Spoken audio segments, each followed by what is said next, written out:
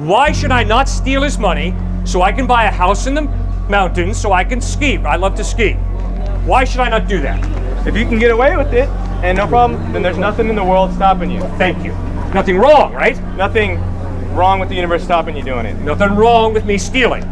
Because according to the universe. Exactly, according to the universe, where there is no God. But if there is a God who created him with value and me with value, then it's absolutely wrong. It isn't real, and it's not real. It's made up by people.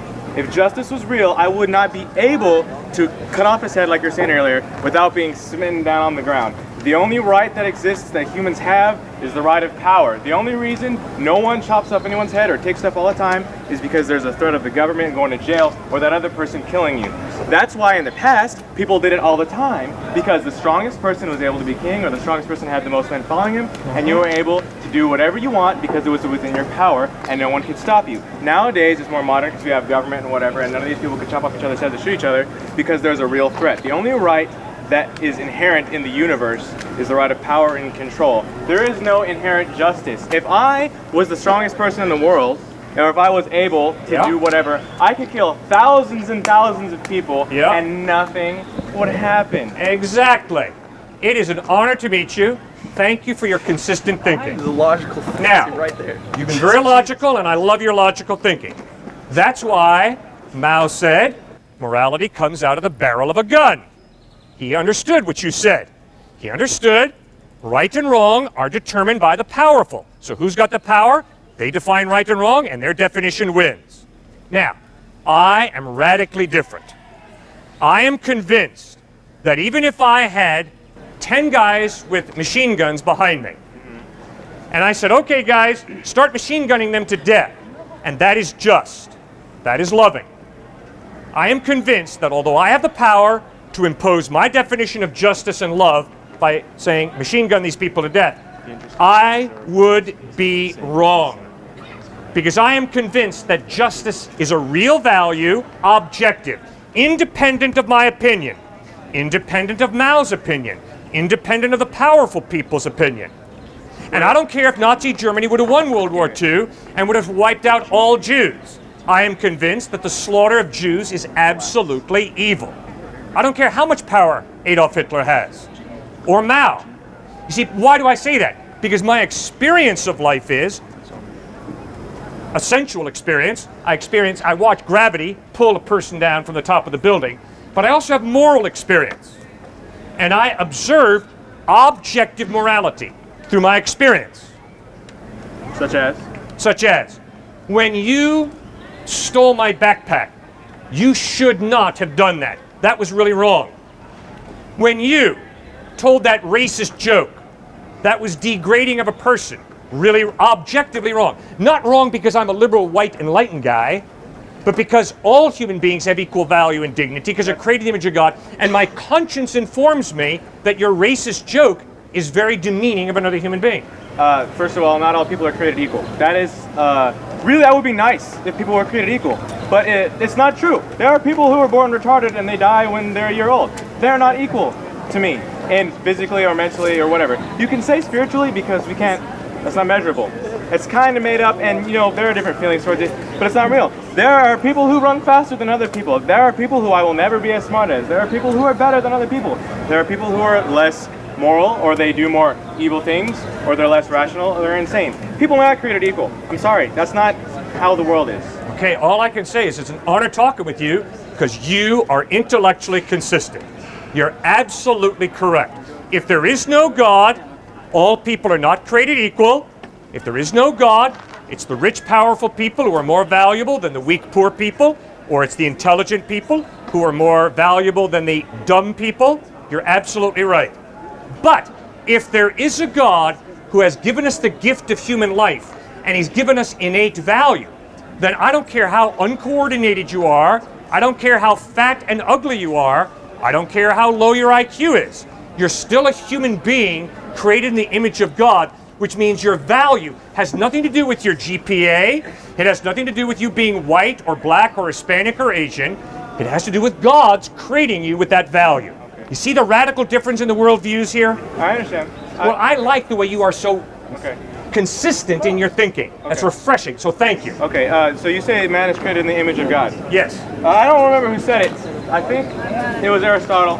But he said if the horses could paint, surely they would paint the image of horses as gods or something. Why would God be like us? We suck. Like, people are horribly inefficient. We don't do very many things well. We eat and breathe through the same hole in our body. We can be eating and it gets stuck and we die. Why aren't we like dolphins? Why can't we breathe and eat through different holes? That's dumb. Why would he look like us? And you know, it's funny, if you go to paintings in Africa, God, what they paint as God, he's black. And if you go in Asia, he's Asian. And a European, he looks like a white guy with a beard. Yep. So why would we be in his image? Why? You make great points, sir. You're right. Now, the Bible says that God isn't a white man. God isn't a black man. God isn't an Asian woman or an Hispanic woman. God is spirit, which means God doesn't have a body. So you're right, sir. If anybody draws God as a white man, they're wrong, which means Michelangelo, ceiling of the Sistine Chapel. Big God with a big beard, barrel chest, big arms, white man, that's God. No, that ain't God. God doesn't have a body. So what does the Bible mean when it says that he created us in his image? It means rational thinking and creativity. Why would they not say that he created us in his spirit? Or maybe not use the word image? Because that's pretty clear. When you say image, but I think what does it mean to be created in the likeness of God? It does not mean to be a white person or a black person or Hispanic or Asian. It means God, who is a spiritual being, created us with a mind, creativity. God's the creator, and he gave us incredible gifts of creativity. It means God, who is love, has given us the ability to genuinely love. It means that God, who is just, has given us a conscience, and we can distinguish between right and wrong, good and evil. That's what the Bible means when it says we're created in the likeness or the image of God. Okay. Does that make sense? Yes, it does. So if he created us in this image, the universe is really, really, really, really, really big, right? You bet. It's really huge. And really old also. It's very, very big. Yep. And the chance that other intelligent life does not exist is also really, really, really small. And I'm not saying God doesn't exist, because maybe he does. And we obviously haven't found alien life yet, okay? But I'm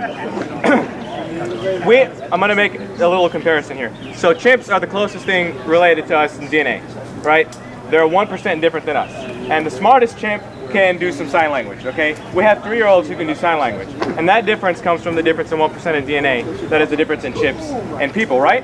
Okay, so say there's an alien race anywhere, doesn't matter where. And the chance that they exist is really, really high, because there's just too many, it's too big for it to not happen. Yeah.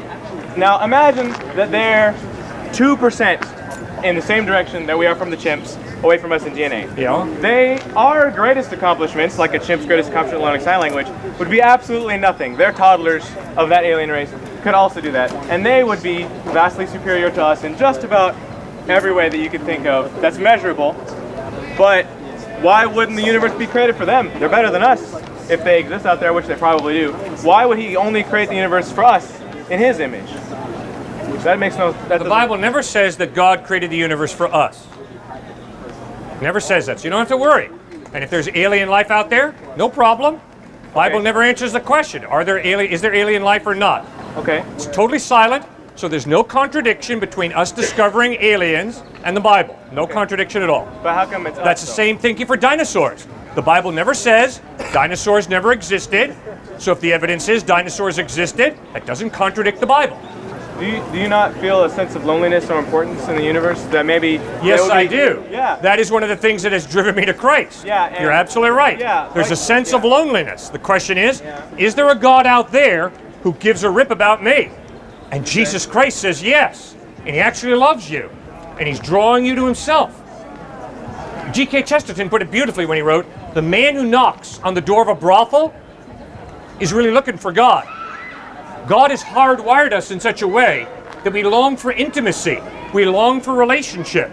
And the amazing message of Jesus Christ is God desires you and me to live in relationship with him. That's incredible. Okay, then why make it so hard? Why make it so hard? Okay. It's really hard to find God anywhere. It is? Yeah. I have the other problem. My problem is I don't see how many if somebody could miss him. So help me understand. Okay. Why is it so hard for you to find God? Show me where he is. Show me where he is. Wait a second. Or you can Show me where love is. I don't believe in love either. You don't believe in love either? No. I think that you can like someone and you can really be fond of someone, but in love in the romantic terms that people really, really like, people are meant to be and stuff, it's not real. Well, I agree with you. No problem there. Okay, when I say love, I'm talking about what motivated Mother Teresa to work among the dying in Calcutta, I have India. a good answer for that. Okay, I have a what's very your good answer for that. For example, if I saw you were dying, Yeah. I'm a pretty good person and whatever, I would do whatever I could to help you. Now, most people would do it because if they didn't help you, they would kill themselves on the inside. If you walk along a man and you see him suffering or whatever, and you don't help him, it's better for you physically. You're thinking of yourself, really, because if you didn't help that guy, you would go home and you would cry for days because you're like, I could have saved his life, I could have done this, I could have done that. And so Mother Teresa is a very, very kind person, and every person that she saw was in trouble. She had to help them. If she didn't help them, it would be hurting herself. She would be killing herself if she couldn't do that. Okay. Why do you think you experience guilt then? What I hear you saying is, if I don't help somebody and they're really hurting, I feel horribly guilty. It's a defensive mechanism for biology that encourages us to work together as a thing so we can survive as a species.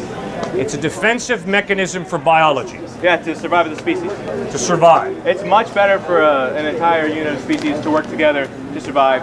It's a lot easier for that species to survive. It's worked very well for us so far. We're the most dominating species on the planet.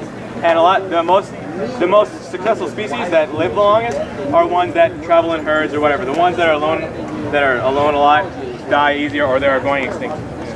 So what you're honestly trying to tell me is that because I am simply a biochemical animal, that's all I am. Well, the reason that I help handicapped people, the reason I give my money to starving people is so that I can sleep at night and not feel guilty. You can feel better. It makes you feel good. It's the same reason you do anything that makes you feel good. You've got to be kidding me. You don't. So you think the majority of Americans give away all their money to help starving people so they can sleep better at night? Yes, feel good. Why would you not? Really? It does it the same reason you do anything else. Why do you eat your favorite foods if you like the taste? Why do you help people out? Because it makes you feel I got to good. tell you guys, it is an honor to be at this fine university.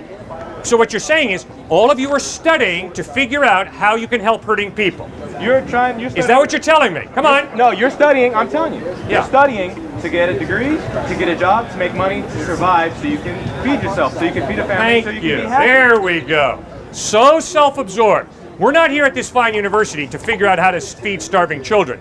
We're here to figure out how to make money for ourselves. Yeah. Now, Jesus Christ wants to change that.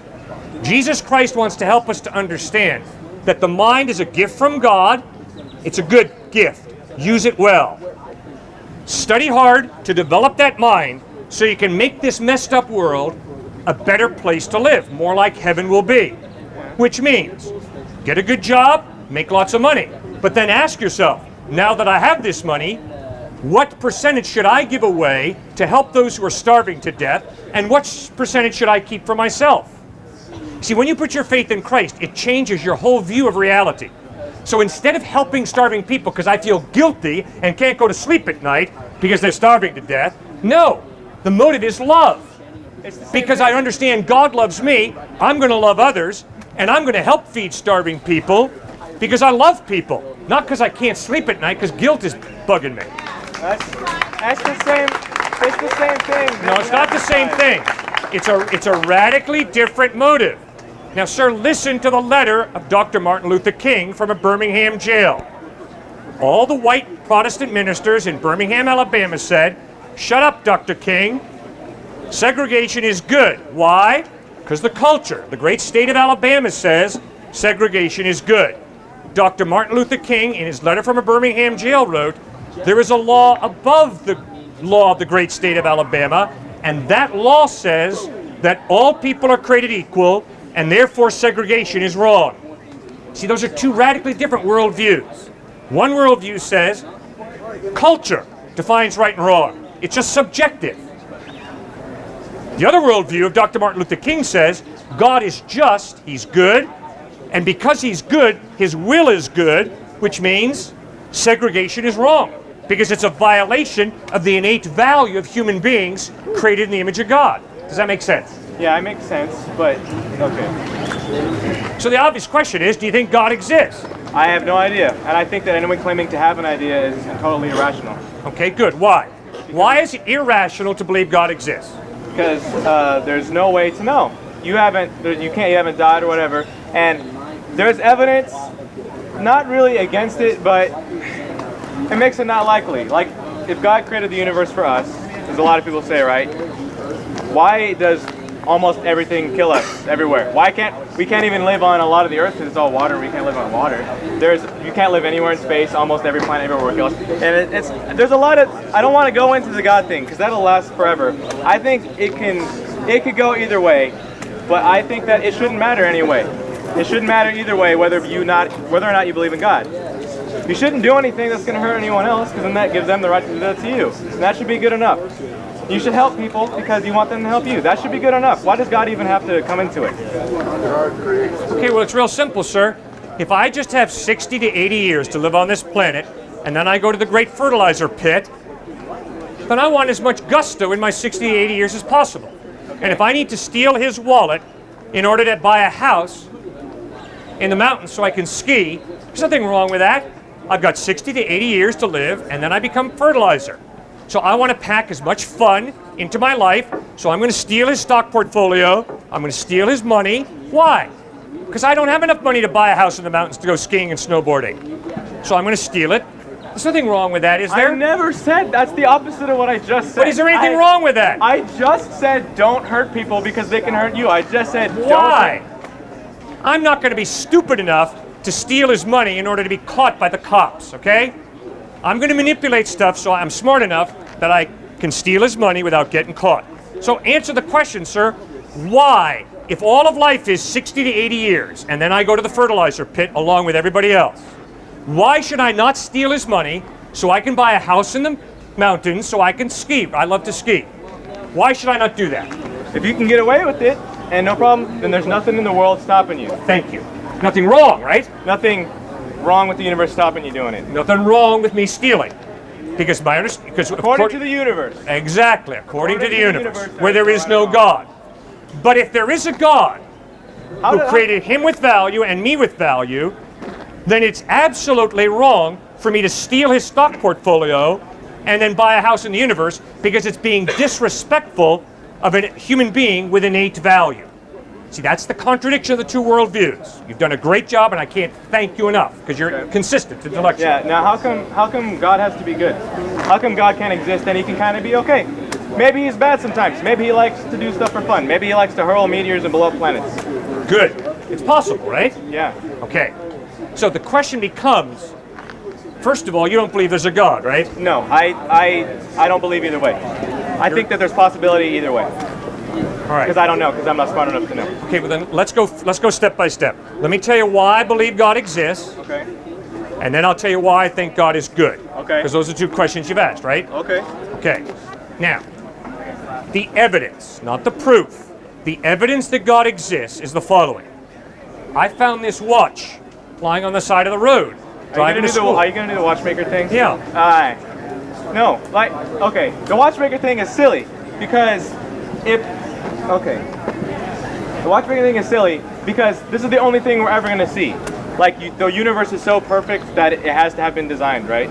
There is too much design in the universe, in your human eye, for me to conclude it's a chance accident. The design comes from millions and millions of years of trial and error and evolution. If that was true, why would there have been evolution in the first place? If there was design, why wouldn't he have just gone right to it? Because he does what he wants, when he wants to do it, how he wants to do it. That's the best excuse that any religion has. It's because God says so. That's bias, sir. That's not intellectually honest. That's bias. Well, no, it's not bias. That's because the best excuse. No. That's being objective. No, God can create any way God wants to. I don't really believe it that much. Because technically, if God was real, then yeah, he can do whatever he wants. He could do it through evolution if he wanted to. Sir, it's real simple. If I prepare a delicious meal, set it before you, and then say, there is no cook, that's ridiculous, right? Genesis chapter 3 records how human beings rebelled against God. And when we rebelled against God, chaos broke loose, Genetic breakdown occurred and death occurred. So, something is grievously wrong. You're right. Something's grievously wrong with a good creation. Something's gone wrong. And Genesis chapter 3 insists when human beings told God, get out, he honors our request, he steps back, and chaos breaks loose. Like 600 years before Jesus Christ, Yes. Mithras was also born December 25th, was also born to Virgin Mary, and was also resurrected on the third day, and was also crucified. And same as the god of Horus was also born December 25th, resurrected the third day, was crucified, the same thing. And like I feel like Jesus Christ is the same thing as like a Martin Luther King or a Gandhi. He died for, you know, with civil disobedience. And I feel like it's the same thing. If someone were to write about Gandhi, it would have the same outlook as Jesus Christ. Like, what if he was just like another person that was, you know, for the greater good of humankind? Like greater good, more greater good than what religion does to the world itself now. It's fascinating you raised that question, because yesterday I studied Mithraism, Osiris, and Horus. All right, great question.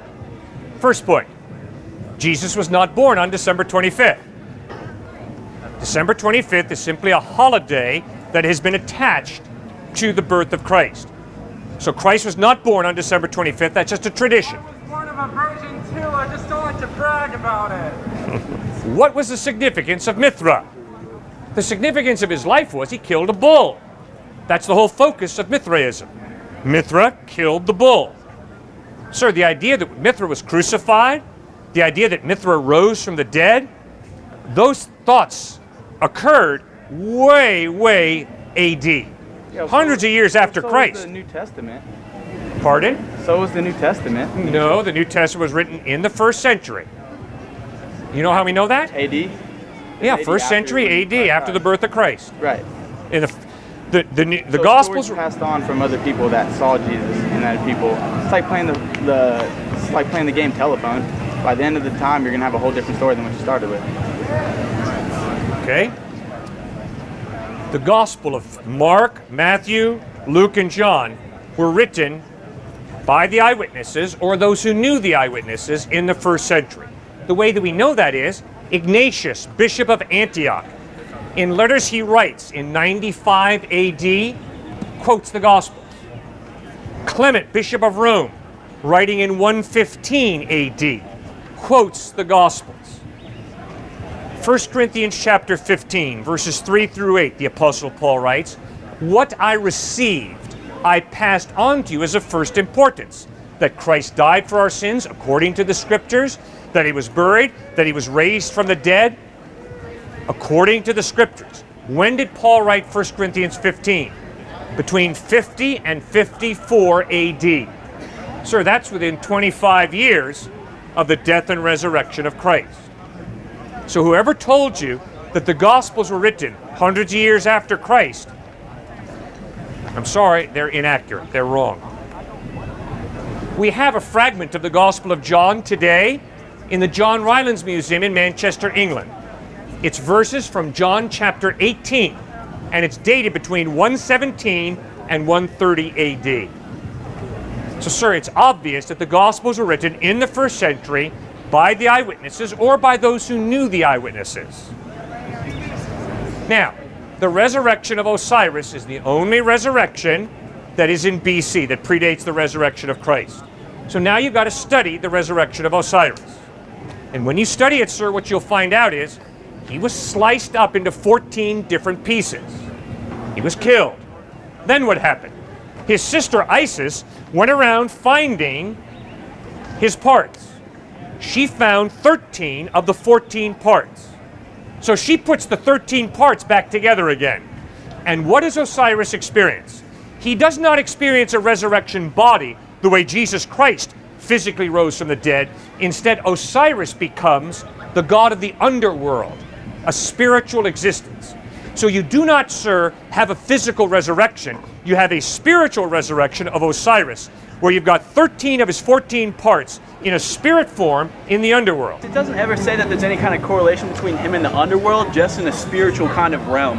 And although he had his 13 pieces put together, the 13th piece was made from a spiritual kind of thing. Yeah. So I'm just wondering where you're getting that Osiris was in the realm of the underworld. I studied it yesterday, sir. That's how I get it. I mean, I'll It's Google very it. clear. I'll go to the library. Just and check Google out it, but I Osiris. mean, Good. like, Check out Osiris. He's put together again by his sister Isis, and he rules in the underworld, in a spiritual realm of the underworld. Just because you're in a spiritual realm doesn't mean that it's an underworld. All right, fine. If you have a problem with underworld, fine. He's in a spiritual realm. So what's not to say that he was in the spiritual realm of the heavens? Well, it definitely doesn't say that, but if you want to add that, go ahead. But what it does say is that he was not a physical being. The resurrection of Christ is not a spiritual resurrection, guys. In Luke chapter 24, when Jesus appears to his disciples, they think, oh no, we're hallucinating. This is a spirit. And what does Jesus do? He comes right up to them and says, grab hold of me and see. A spirit does not have flesh and bone the way you see I have. What does he do to Thomas? He doesn't say, hey Thomas, here I am, the ghost. No. He says, right here, Thomas, take your hands and put them in the nail prints in my hands, and Thomas stopped doubting and believed. So obviously, the clear claim of the Gospels is Jesus physically died on a cross. 3 days later, he physically rose from the dead, and over a period of 40 days, he appears to over 500 people who see him risen from the dead. Does that make sense?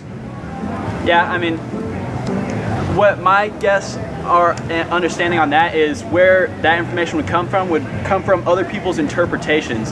So I'm not doubting that when the people were writing about this, that they didn't know what's going on, but they are writing their interpretations of what happened. And you're talking about that even some of the people just knew the eyewitnesses. Well, just knowing the eyewitness is not a direct link to the kind of information that's there. They're only giving their personal interpretation, and if we were looking under God's eyes, personal interpretations can be wrong. I agree. Good point. So, if I say to you, Well, it's all based on deception. I'm an atheist, is it fair for you to interpret me to be saying, I believe that God exists? Is that a good interpretation? Either the miracle happened and the virgin had a baby, or the miracle didn't happen and Mary had sex with someone and that's how Jesus was born. It's not a matter of interpretation. It's a matter of, did the miracle occur or did it not? Okay, so how are we supposed to know today if the miracle did or did not occur? Very simple. By looking at other people's interpretations? No. First of all, you ask yourself, does my worldview allow for a miracle to happen? Yes. Yours does? So that means you believe in some type of God or gods, right? I believe in a higher power. That doesn't mean that they're a god. Okay. But you believe there's more to reality than matter and energy. No, I believe that the reality is energy.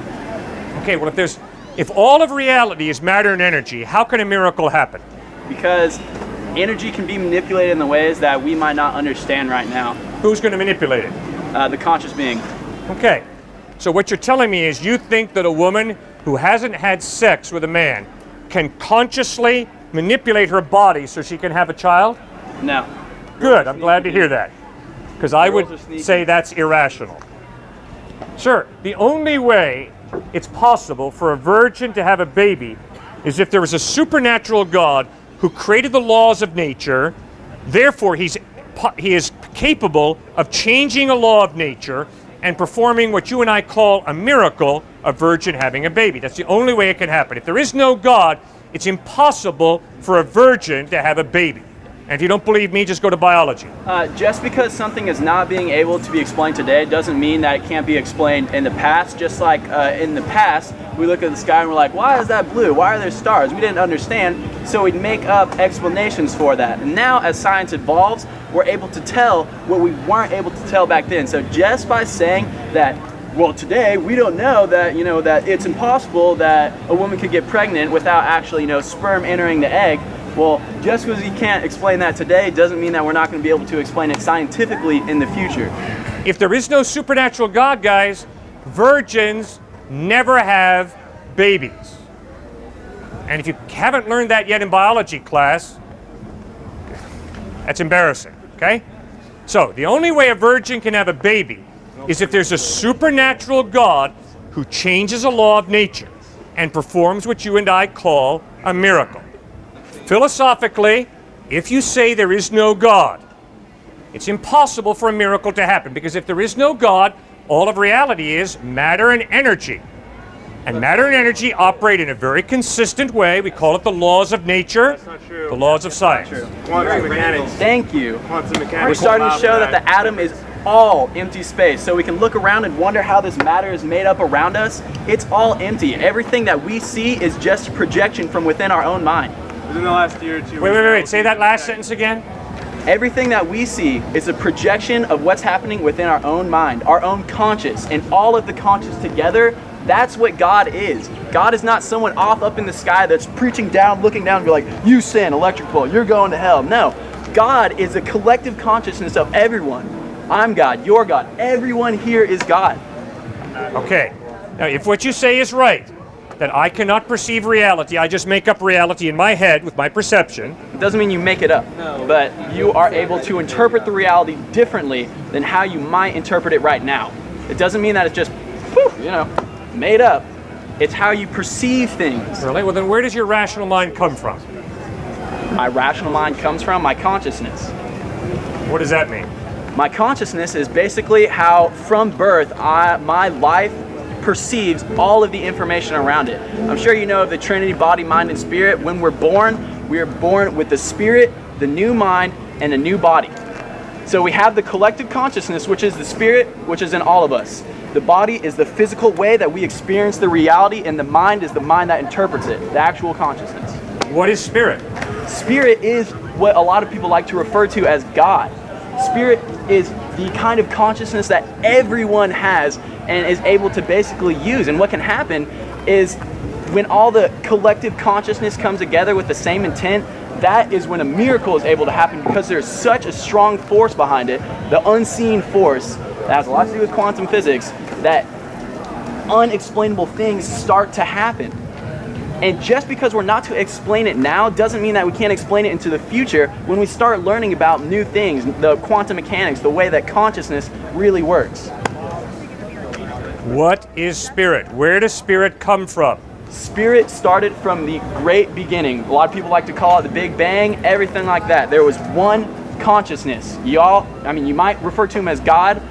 A lot of people refer to him as a lot of different things. And as that happens, God, consciousness, wants to experience life in as many ways as it can. So it might send consciousness as this guy right here. Intelligent, smart guy, he's experiencing consciousness in his own way. And then he might want to send it to some other person in India who grows up in some kind of temple, Buddhist temple, whatever. And he's experiencing his consciousness in a different way. So it is all of the same consciousness experiencing it in different realms. Does this stone have consciousness? That is an extremely good question, and that's something that we're trying to figure out right now, is if inanimate things are able to have a consciousness. I'll tell you what the stone does have, is it all resonates on the same frequency that I do. You were bringing up energy and matter. Well, quantum physics is starting to show that everything is not as solid as we thought. It's more like a light wave, and it's a condensed light wave that is able to just manifest into something that's actually hard. So what we're trying to figure out now is, in what difference is my body have to this rock, because they're made of the same elements, the same energy, the same matter. That is where the Buddhists get the idea that the observer, seeing, and the phenomenon are one and the same. They're not actually separate, because we are all made of the same building blocks, the same unit that our reality is constructed of. Sir, there was a Big Bang, right? About 15 billion years ago? What are you saying? There was a Big Bang about 15 billion years ago? How the universe started, I don't know. But do you accept the Big Bang theory or not? I contemplate it. Aristotle once said that it's a mark of an educated mind to be able to contemplate an idea without accepting it. Okay. So you don't accept the Big Bang, you just contemplate it. Right. Okay. Now, if your worldview is right, that consciousness is this vague thing, and that maybe this rock has consciousness. It might be. It might. Then why do you step on the rock and don't step on him? If the rock has consciousness and he has consciousness, why do you step on the rock and not step on him? Just because I'm stepping on ground doesn't mean that I'm inflicting any kind of pain or hate to it. What's the difference between me taking a machete, cutting a head of lettuce, cutting a cow's head, or cutting his head? Is there a difference? Yes, there absolutely is a difference. What's the basis? Because plants are a way that everything in this life receives nutrition. There is not a single way to deny that. Everything comes from plants. And just because you are using a plant doesn't mean that you're even, again, hurting it, inflicting any kind of pain, because you're cycling through what is known as life. I would never hurt another human being because we're of the same species. You don't see lettuce going around chopping each other down. There's one universal force in the world, and it's consciousness. And if you ask me, consciousness is the same thing as love. Okay, All very good. there is love. That's where you and I disagree. If what you say is true, nobody has innate value. They just have subjective value that we choose to subjectively that give would not ourselves. be true. As where the question comes in, asking is where does consciousness comes in? Is because I have the spirit. Spirit, you know, everyone has a spirit. I wouldn't want to go to another person who's also experiencing reality through their body, mind, and then of course the collective spirit. I would never want to end their experience of reality, because that would ultimately break them of their connection between their body and mind and spirit. And now I'm done. Okay. The only way there can be more to reality than matter and energy, the only way there can be a spirit, logically, is if there is some type of God to create the spirit. Because if there's no God, then all of reality is matter and energy evolved to a higher order. The way you simply blindly, gullibly say, oh, there is spirit, you don't know that. If you philosophically say, my starting point is matter and energy, you can't just add spirit to that. But if there's a God who creates matter and energy and also creates spirit, then it's possible that spirit exists. The only way there can be more to reality than matter and energy is if there is some type of God to create spirit, to create a value of justice, to create a value of love, to create a value of kindness. You cannot put spirit into a mathematical equation. You cannot put love into a test tube. You cannot give me a foot of justice. Those are intangible, non-material values. The only way those values can be real is if there's more to reality than simple matter and energy. That's my point. Do you mind if I? Please, you got the floor. You are saying that is the only way that it's able. The only way that there could be a spirit is if there was a God. Okay, well then, where would you get your justification for that? Because when you say there is no God, you're automatically limiting reality to obviously matter and energy. No. You are limiting yourself if you say there is a God and now I have to devote my life praising this one person. It limits the true abilities and capabilities that the human is able to achieve. I agree with you. I've never said that, what you just said. Okay. I've never said that once. Instead, we're having a philosophical discussion right now about reality. Is reality just matter and energy, or is there a spirit? Are there values like justice and love and compassion that are non-physical, non-material values? My point is, if those values are real, justice, love, spirit, then there's got to be more to reality than just matter and energy. There's got to be some type of God to create and define spirit, Why? justice. I'll tell you why. Okay. Good question. Because inanimate matter and energy have no ability to define or experience love, justice, kindness, compassion, or rational thinking. It takes a rational mind to think rationally. It takes a conscience of a human being to just say that is just, that is unjust, and to understand that. The leaf, the tree, the rock has no ability to appreciate justice, compassion, rational thinking, or free will. That's not true. Okay, fine. Go ahead. Love is a kind of frequency, okay? Love is a frequency? It resonates to everything. Yeah. They have recorded heart monitoring systems when someone fills themselves with full of negative thoughts. It's super disharmonious. The beat is just going all over the place. But when someone focuses on pure love energy, just unconditional love, that is to all, not just all living, but to everything that there is. The heart starts working in a perfect, harmonious way. It is called synchronicity. It's when everything comes together in a perfect flowing kind of way. So to say that a tree is not able to experience love is not true, because if you are to sit there next to a tree while it's growing, you go every day 5 hours a day and project love as much as you can into that tree, it can guarantee, scientifically will prove that that tree will grow more healthier and better.